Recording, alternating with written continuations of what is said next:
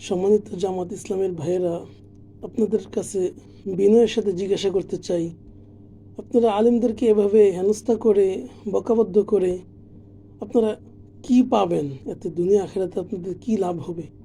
আপনারা কি আপনাদের এই মন মানসিকতা পরিবর্তন করবেন না? আলেমরা দুনিয়াবি কোনো রাজনৈতিক লোকদের সাথে অতীতেও যারা সাক্ষাৎ করতে গেছে এবং এখনও যারা যাচ্ছে বিভিন্ন অনুষ্ঠানে কিংবা কোরআন শরীফ দিতে কিংবা কোনো দোয়া মাহফিলে, তারা সবার আগে কিন্তু দিনকে সামনে রাখে, অর্থাৎ ইসলামিক কোনো ভালো ইস্যুতে যায়, দিনের কোনো দাওয়াত নিয়ে যায়, শিক্ষামূলক কোনো বিষয় নিয়ে যায়।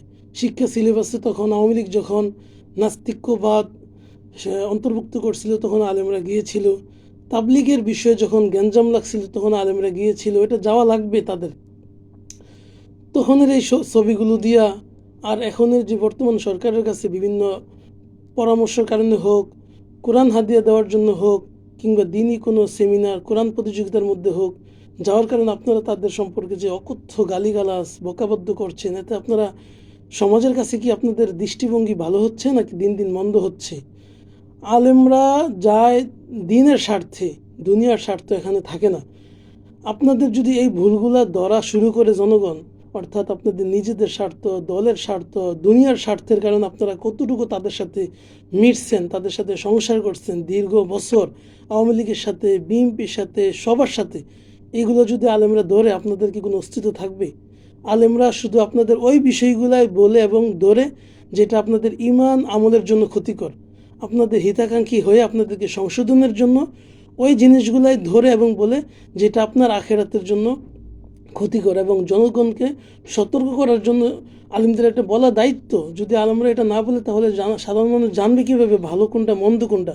এই ভালো কোনটা মন্দ কোনটা পার্থক্য করার জন্য আখেরাতের স্বার্থে শুধু সমালোচনা করে এবং আপনাদের বিষয়গুলো ধরে, যদি আপনাদের দুনিয়াবি ভুলগুলো, আপনাদের দুনিয়ার রাজনৈতিক সমস্যাগুলো ধরা শুরু করে, আপনাদের তো কোথাও যাওয়ার জায়গা থাকবে না। আপনারা এইসব বিষয়গুলো হর হামেশাই করে আসতেছেন নিজেদের স্বার্থের কারণে।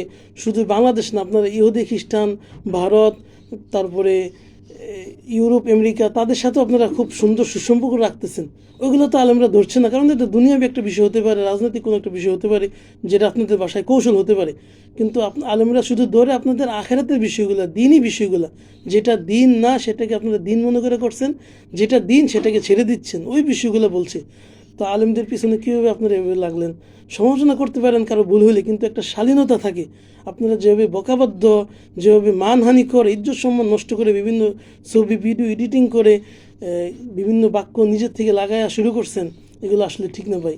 এর দ্বারা আপনারাই নিজের সমাজের মধ্যে হেনস্থা হচ্ছেন, সমাজের মধ্যে একটা নেগেটিভ ধারণা যাচ্ছে যে জামাতের কর্মীরা কি এত খারাপ যে আলেমদেরকে বকাবদ্ধ করে।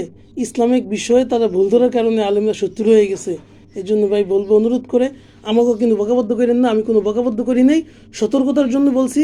আলেমদের পিছনে লাগলে এবং বকাবদ্ধ করলে আপনাদেরই মানিজ্য যাবে, দুনিয়াতেও যাবে, আখেরাতেও যাবে। ওমা তৌফিক ইল্লা বিল্লাহ।